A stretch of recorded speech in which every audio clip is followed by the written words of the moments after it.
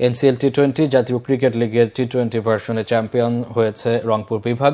সিলেট আন্তর্জাতিক স্টেডিয়ামে ফাইনালে বোলারদের দুরন্ত নৈপুণ্যে ঢাকা মেট্রোকে ৬২ রানে বেঁধে ফেলে ৫ উইকেটে জিতেছে রংপুর।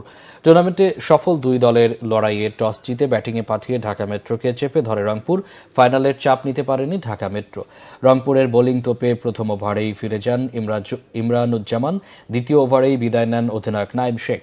আগের ম্যাচে হাফ সেঞ্চুরি করা নাইম ফাইনালে আউট হয়েছেন ০ রানে। এক পর্যায়ে ১৬ রানে ৫ উইকেট হারিয়ে কঠিন চাপে পড়ে মেট্রো। এরপর দলের দুই অভিজ্ঞ ব্যাটার শামসুর রহমান শুভ ১৪ এবং মোসাদ্দেক সৈকত ৬ রান করে বিদায় নিলে ৩৮ রানে ৭ উইকেট হারিয়ে রংপুরকে চ্যালেঞ্জিং টার্গেট দেওয়ার আশা গুড়িয়ে যায় ঢাকা মেট্রোর। শেষ দিকে আবু হায়দার রানি ১৩ রান করলে দলীয় ইনিংসে ৫০ পেরিয়ে ৬২ রানে অল আউট হয় মেট্রো। রংপুরের বোলিংয়ে মাকিদুল ইসলাম মুগ্ধ এবং আলাউদ্দিন বাবু ১২ রানে ৩টি করে উইকেট নেন। জবাবে মাত্র ৬৩ রানের লক্ষ্য তাড়া করতে নেমে ১৮ রানে ৪ উইকেট হারিয়ে শুরুতে চাপে পড়ে রংপুরও।